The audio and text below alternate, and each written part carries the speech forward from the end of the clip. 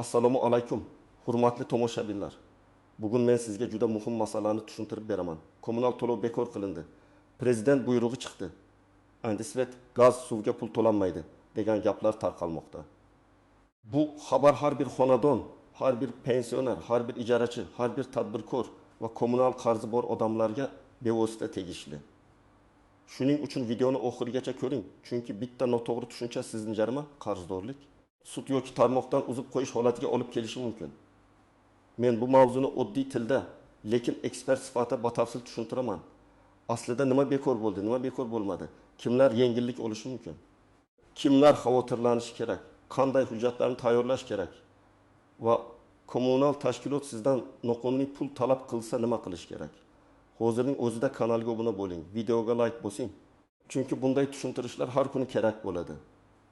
Avvalo eng asosiy narsani aniq qilib aytaman. Kommunal xizmatlar butunlay bepul bo'lib qolmadi. Ya'ni elektr energiyasi, tabiiy gaz, ichimlik suvi, issiq suv, isitish, chiqindi xizmati va boshqa xizmatlar odatda avvalgidek hisoblanadi. Agar siz foydalanayotgan bo'lsangiz, hisob-kitob yuritiladi. Prezident buyrug'i bilan kommunal to'lov bekor qilindi degan gapni eshitgan odamlar ko'pincha buni endi umuman to'lamayman deb tushunib qolmoqda. Mana shu eng xavfli joy. Odatda bunday xabarlar ortida bir nechta holat bo'lishi mumkin. Birinchisi, ayrim toifadagi aholiga subsidiya yoki kompensatsiya berilishi. Masalan, kam ta'minlangan oilalar, ijtimoiy himoyaga muhtoj fuqarolar, nogironligi bo'lgan shaxslar, yolg'iz pensionerlar yoki ijtimoiy reyestrga kiritilgan oilalar uchun ma'lum yengilliklar bo'lishi mumkin. Bu to'lov bekor qilindi degani emas. Balki davlat sizning to'lovingizning bir qismini qoplab berishi yoki ma'lum me'yorgacha arzonroq tarqalashi mumkin degani. Ikkinchisi, ayrim jarimalar penya yoki eski qarzlarni undirish tartibi o'zgargan bo'lishi mumkin. Masalan, ayrim davrlarda aholining og'ir ahvolini inobatga olib penya hisoblash to'xtatiladi, muddat beriladi yoki qarzni bo'lib to'lashga ruxsat qilinadi. Lekin bu ham asosiy iste'mol qilingan xizmat narxi bekor bo'ldi degani emas. Uchinchisi, ayrim noqonuniy undirilayotgan to'lovlar bekor qilinishi mumkin. Masalan, hisoblagich o'rnatish, plombalash, qayta ulash, ma'lumotnoma berish yoki hisob-kitobni aniqlashtirish bo'yicha tashkilotlar fuqarodan ortiqcha pul talab qilsa, bunday talablar qonunga zid bo'lishi mumkin. Mana shu holatlarda odam kommunal to'lov bekor bo'ldi deb umumlashtirib yuboradi. Aslida esa faqat muayyan turdagi ortiqcha yoki noqonuniy yig'im bekor qilingan bo'lishi mumkin. Oldin ko'pchilik kommunal masalada bir xil muammo va duh kelardi. Masalan, uyga eski qarz yozilib qolgan, lekin kimning davrida paydo bo'lgani noma'lum. Yoki kvartirani yangi sotib olgan odam oldingi egasining gaz yoki svet qarzini ko'rib, nega men to'layman deb sarson bo'ladi. Yoki ijarada yashayotgan fuqaro kommunal to'lovni to'lagan, lekin shaxsiy kabinetda qarz kamaymagan. Yoki hisoblagich noto'g'ri ishlagan, ko'rsatkich vaqtida kiritilmagan, keyin birdan katta summa chiqib qolgan. Yana bir keng tarqalgan holat, odam bir oyda 120 kilovat elektr ishlatgan, lekin unga 400 kilovat deb hisoblab yuborilgan. Yoki gaz hisoblagichi tashqarida xodim kelib ko'rmagan, keyin taxminiy hisob bo'yicha katta qarz chiqarilgan. Suvda ham shunaqa. Xonadonda 3 kishi yashaydi, lekin ro'yxatda 6 kishi turgani uchun hisob katta chiqadi. Chiqindi to'lovida esa ayrim hududlarda ro'yxatdan o'tganlar soni, ayrim joylarda amalda yashovchilar soni bo'yicha hisoblanishi mumkin. Odamlar mana shu noaniqliklardan charchagan. Hozirgi o'zgarishlarning asosiy maqsadi aholiga yengillik berish, hisob-kitobni shaffof qilish, ijtimoiy himoyaga muhtoj qatlamni qo'llab-quvvatlash va asossiz qarzdorlikni kamaytirishdan iborat. Ya'ni davlatning pozitsiyasi shunday. Kim haqiqatda xizmatdan foydalangan bo'lsa, hisob-kitob adolatli bo'lsin. Kim to'lashga qiynalayotgan bo'lsa, unga ijtimoiy yordam mexanizmi ishlasin. Kimdan noqonuniy pul talab qilinayotgan bo'lsa, u himoya qilinsin. Lekin men yana ta'kidlayman. O'zgarish bor degani hamma narsa bepul bo'ldi degani emas. Agar kimdir sizga endi kommunalga umuman to'lamang, prezident bekor qildi desa, bunday gapga ishonib qolmang. Chunki elektr, gaz, suv va issiqlik tarmoqlari ishlab turishi uchun xarajat bor. Ishlab chiqarish, yetkazib berish, quvurlarni ta'mirlash, transformatorlar, nasoslar, xodimlar maoshi, avariya brigadalari, hisoblagich tizimi. Bu xarajatlar yo'qolmaydi. Birinchi guruh kommunal qarzi bor oilalar. Agar sizning shaxsiy hisobingizda qarz turgan bo'lsa, bekor qilindi degan xabarni eshitib, qarzni tekshirmasdan yuravermang. Masalan, sizda elektrdan 4-5 ming so'm qarz, gazdan 300 ming so'm qarz, suvdan 120 ming so'm qarz bo'lishi mumkin. Agar bu haqiqiy iste'mol bo'yicha hisoblangan bo'lsa, uni to'lash yoki bo'lib to'lash masalasini hal qilish kerak. Agar noto'g'ri hisoblangan bo'lsa, unda dalil bilan qayta hisob-kitob talab qilinadi. Ikkinchi guruh kam ta'minlangan oilalar. Agar siz ijtimoiy himoya yagona reyestrida bo'lsangiz, mahalla orqali yordam olayotgan bo'lsangiz, bolalar nafaqasi yoki moddiy yordam olsangiz, kommunal to'lovlar bo'yicha subsidiya, kompensatsiya yoki imtiyozga da'vogarlik qilish imkoniyatingiz bo'lishi mumkin. Bunda eng muhim narsa, sizning ma'lumotlaringiz tizimda to'g'ri bo'lishi kerak. Uy egasi kim? Xonadonda nechta odam yashaydi? Hisoblagich raqami qaysi?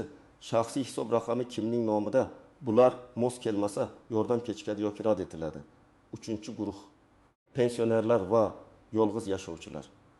Hayotda ko'p uchraydigan vaziyat, yolg'iz ona yoki ota nafaqada, kvartirada bir o'zi yashaydi, lekin uy ro'yxatida farzandlari ham turadi. Chiqindi suv yoki ayrim xizmatlar ro'yxatdagi odamlar soniga qarab hisoblansa, u kishi ortiqcha to'layotgan bo'lishi mumkin. Masalan, amalda 2 kishi yashaydi, lekin ro'yxatda 4 kishi turgani uchun chiqindi to'lovi 4 kishiga yoziladi. Bunday holatda hujjatlarni aniqlashtirish kerak. 4-guruh yangi uy sotib olganlar. Siz kvartira sotib oldingiz, keyin qarasangiz, eski egadan 2 million so'm gaz qarzi yoki 2 million so'm issiqlik qarzi qolgan. Bunday vaziyatda shartnomani, oldi-sotdi sanasini, topshirish, qabul qilish dalolatnomasini tekshirish kerak. Odatda uy sotib olayotganda kommunal qarzlar bo'yicha ma'lumotnoma olish juda muhim. Agar siz olmagan bo'lsangiz, keyin bahs chiqishi mumkin. Qarzni kim to'lash masalasi hujjatlarga qarab hal qilinadi. 5-guruh ijarachilar. Ijarachi ko'pincha pulni uy egasiga beradi, uy egasi esa kommunalni to'lamaydi. Keyin qarz yig'iladi. Agar shartnoma bo'lmasa, kim qancha to'laganini isbotlash qiyin.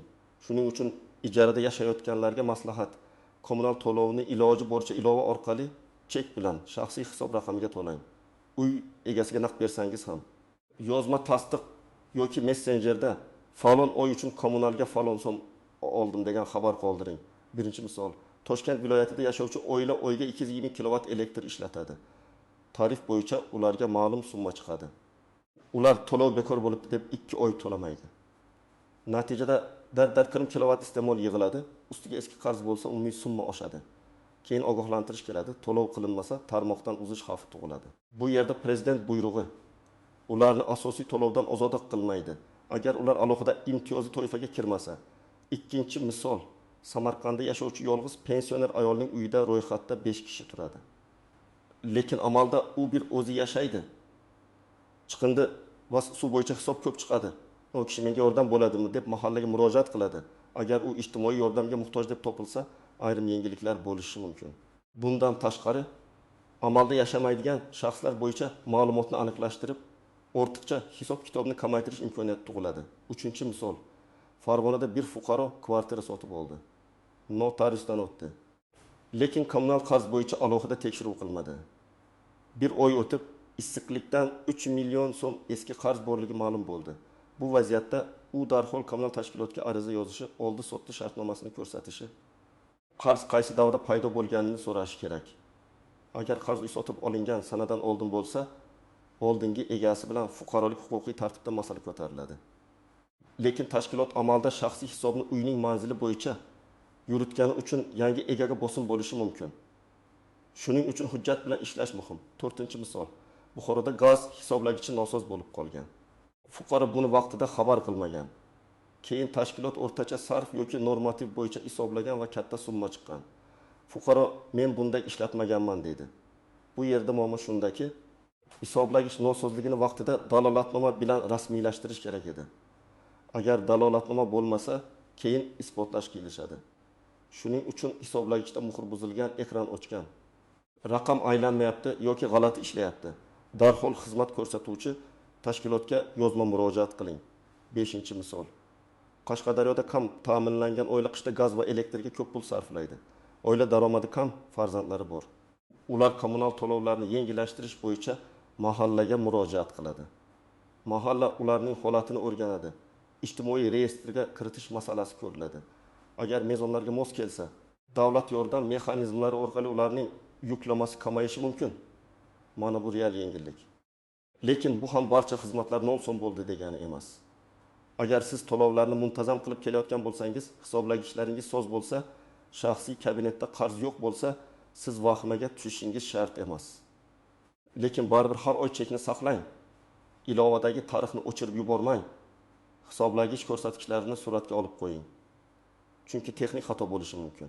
Agar sizda qarz bo'lsa, ayniqsa qarz qayerdan paydo bo'lganini bilmasangiz, xavotirlanishingiz kerak, lekin vahima qilmasdan tartib bilan ish tuting. Qarzni darhol tan olib to'lab yuborish ham to'g'ri emas. Agar u noto'g'ri bo'lsa, avval davrini, hisoblash usulini, hisoblagich ko'rsatkichlarini, to'lov tarixini tekshiring. Agar siz ijtimoiy himoyaga muhtoj bo'lsangiz, bu xabar siz uchun imkoniyat bo'lishi mumkin. Lekin imkoniyat avtomatik kelmasligi mumkin. Siz murojaat qilishingiz, ma'lumotlaringizni to'g'rilashingiz, kerakli hujjatlarni topshirishingiz kerak bo'ladi. Agar siz ijarada yashasangiz, ayniqsa kommunal to'lovni uy egasiga naqd berib kelgan bo'lsangiz, ehtiyot bo'ling. Chunki ertaga uy egasi to'lamagan desa, sizda dalil bo'lmasligi mumkin.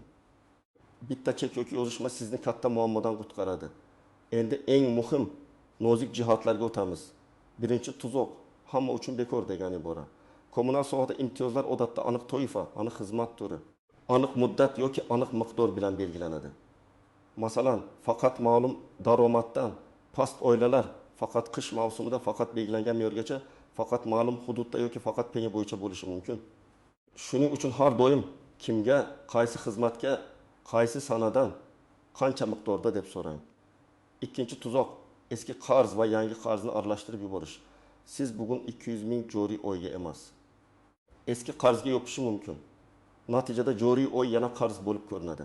Bunday holatda to'lov maqsadi shaxsiy hisob raqami va xizmat turi to'g'ri kiritilganini tekshiring. Uchinchi tuzoq, hisoblagich ko'rsatkichi kiritilmaganda avtomatik hisoblash. Ayrim holatlarda ko'rsatkich vaqtida berilmasa, tizim o'rtacha sarf bo'yicha hisoblab yuborishi mumkin. Keyin siz men kam ishlatgandim deysiz, lekin tizimda boshqa raqam turadi. Shuning uchun har oy bir kunda, masalan oyning 25 sanasida elektr, gaz, suv hisoblagichlarini suratga oling va ko'rsatkichni ilova yoki shaxsiy kabinet orqali kiriting.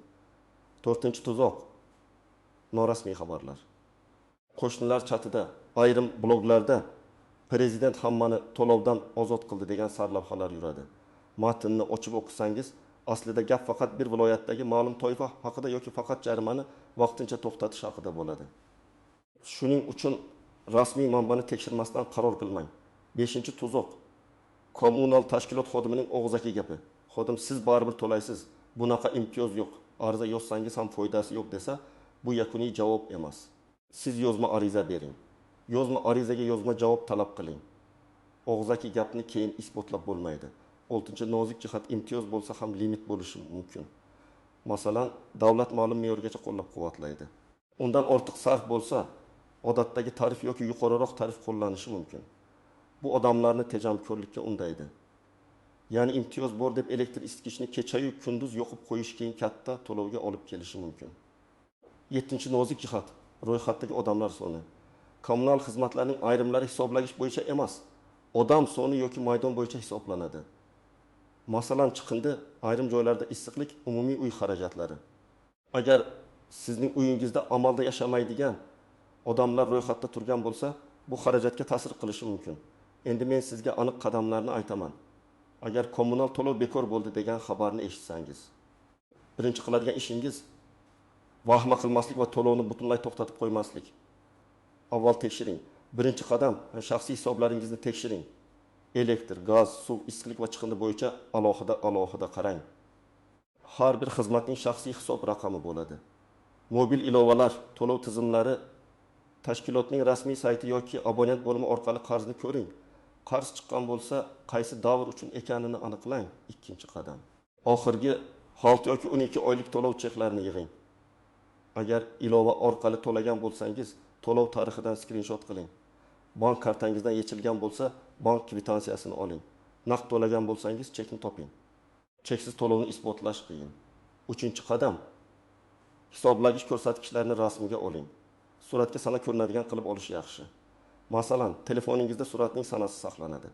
Elektr hisoblagich raqami, gaz hisoblagich raqami, suv hisoblagich raqami ko'rinsin. Agar plombalar bo'lsa, ular ham buzilmaganini ko'rsatadigan rasm oling. 4-qadam, agar hisob noto'g'ri bo'lsa, ariza yozing. Arizada shunday yozish mumkin: men falonchi, falon manzilda yashayman. Shaxsiy hisob raqami falon. Mening hisobimda falon summa qarzdorlik ko'rsatilgan. Ushbu qarzdorlikning qaysi davr, qaysi tarif va qaysi ko'rsatkichlar asosida hisoblanganini tushuntirib berishingizni, zarur bo'lsa qayta hisob kitob qilishingizni so'rayman. To'lov cheklarini ilova qilaman. Arizani 2 nusxada bering. Bitta nusxasiga qabul qilingan sana va kirim raqamini qo'ydiring. 5-qadam, ijtimoiy yordam kerak bo'lsa, mahallaga murojaat qiling. Pasport yoki ID karta, oila a'zolari haqidagi ma'lumot, daromadlar, nafaqa yoki yordam olishingizni tasdiqlovchi hujjatlar, uy hujjatlari, kommunal shaxsiy hisob raqamlari kerak bo'lishi mumkin. Hududga qarab hujjatlar farq qiladi, lekin asosiy maqsad sizning ijtimoiy holatingizni tasdiqlash. 6-qadam, uy sotib olayotgan bo'lsangiz, albatta kommunal qarzlar bo'yicha ma'lumot oling. Notariusga borishdan oldin elektr, gaz, suv, issiqlik chiqindi bo'yicha qarzdorlik yo'qligini tekshiring. Oldi-sotdi shartnomasida kommunal qarzlar kimning zimmasida qolishi aniq yozilishi maqsadga muvofiq. 7-qadam, ijarada yashasangiz, to'lovlarni hujjatlashtiring. Ijara shartnomasi tuzing. Kommunal to'lovni kim to'laydi, qaysi sanagacha to'laydi, hisoblagich ko'rsatkichi qanday topshiriladi, bularni yozing. Har oy hisoblagich rasmini uy egasiga yuboring va to'lov chekini saqlang. 8-qadam, noqonuniy talab bo'lsa, yug'uri tashkilotga va iste'molchilar huquqlarini himoya qiluvchi organlarga murojaat qiling. Masalan, sizdan asossiz qayta ulash puli, ma'lumotnoma puli, tezlashtirish puli yoki chek bermasdan naqd pul talab qilishsa, buni yozma ravishda so'rang. Ushbu to'lov qaysi normativ hujjat asosida undirilmoqda deb savol bering. Ko'pincha aynan shu savoldan keyin noqonuniy talablar to'xtaydi. 9-qadam, rasmiy manbalarni kuzating. Prezident farmoni, qarori, hukumat qarori, vazirlik yoki xizmat ko'rsatuvchi tashkilotning rasmiy bayonoti bo'lmasa, shov-shuvli sarlavhaga ishonmang. Hujjatning raqami, sanasi, kimlarga tegishliligi va kuchga kirish muddati bo'lishi kerak. 10-qadam, agar sizga uzish haqida ogohlantirish kelgan bo'lsa, befarq bo'lmang. Darhol tashkilotga boring yoki rasmiy aloqa kanali orqali murojaat qiling. Agar qarz real bo'lsa, bo'lib to'lash jadvalini so'rang. Agar qarz noto'g'ri bo'lsa, nizolashayotganingiz haqida ariza bering va qayta hisob kitobni talab qiling. Bir savol: agar men kam ta'minlangan bo'lsam, kommunalni umuman to'lamaymanmi? Yo'q, ko'p hollarda unday emas. Sizga ma'lum yengillik, subsidiya yoki kompensatsiya berilishi mumkin. Lekin shartlar, limitlar va muddatlar bo'ladi. 2-savol: qarzim eski bo'lsa bekor bo'ladimi? Har doim ham emas. Eski qarzning kelib chiqishi, davom muddati, hisob kitob xatosi, hujjatlar va amaldagi tartibga qaraladi. Agar qarz noto'g'ri yozilgan bo'lsa, qayta hisob kitob talab qilinadi. Agar haqiqiy iste'mol bo'lsa, odatda to'lash masalasi qoladi. 3-savol: hisoblagichsiz yashasam qanday hisoblanadi? Odatda normativ bo'yicha hisoblanadi va bu ko'pincha hisoblagich bilan to'lashdan qimmatroq bo'lishi mumkin. Shuning uchun hisoblagich o'rnatish va ko'rsatkichni muntazam topshirish foydali. 4-savol: kommunal xodim kelib, darhol pul bermasang uzaman desa nima qilaman? Avvalo xizmat guvohnomasini so'rang, qarzdorlik asosini so'rang. Yozma ogohlantirish bormi tekshiring. Pulni chek yoki rasmiy to'lovsiz bermang. Agar nizo bo'lsa, ariza yozing va yug'uri tashkilotga murojaat qiling. 5-savol: prezident buyrug'i degan gapni qanday tekshiraman? Hujjatning nomi, raqami va sanasini so'rang. Rasmiy saytlar, qonunchilik ma'lumotlari bazasi, tegishli vazirlik yoki hokimlikning rasmiy sahifalaridan tekshiring. Agar xabarda faqat katta harflar, undov belgisi va hamma tarqasin degan gap bo'lsa, ehtiyot bo'ling. Demak, hurmatli tomoshabinlar, kommunal to'lov bekor qilindi degan xabarni to'g'ri tushunish kerak. Asosiy qoida shunday. Kommunal xizmatlardan foydalangan bo'lsangiz, odatda to'lov hisoblanadi. Lekin ayrim toifadagi fuqarolarga yengillik, subsidiya, kompensatsiya yoki qarzni qayta ko'rib chiqish imkoniyati bo'lishi mumkin. Noqonuniy undirilayotgan yig'imlar, xato hisob kitoblar, asossiz qarzlar bo'yicha esa siz o'z huquqingizni talab qilishingiz kerak. Men sizga eng muhim amaliy yo'lni aytdim. Shaxsiy hisobni tekshiring, cheklarni saqlang, hisoblagichni rasmga oling, arizani yozma bering, ijtimoiy yordam kerak bo'lsa mahallaga murojaat qiling, uy sotib olayotganda qarzlarni tekshiring, ijarada yashasangiz hamma to'lovni hujjatlashtiring. Sizning hududingizda kommunal to'lovlar bo'yicha qanday muammo bor? Qarz noto'g'ri yozilganmi? Imtiyoz ololmayapsizmi? Hisoblagich bilan muammo bormi? Izohlarda yozing. Men keyingi videolarda eng ko'p uchrayotgan savollarga alohida javob beraman. Videoga like bosing, kanalga obuna bo'ling va yaqinlaringizga yuboring. Chunki bu ma'lumot har bir xonadonga kerak.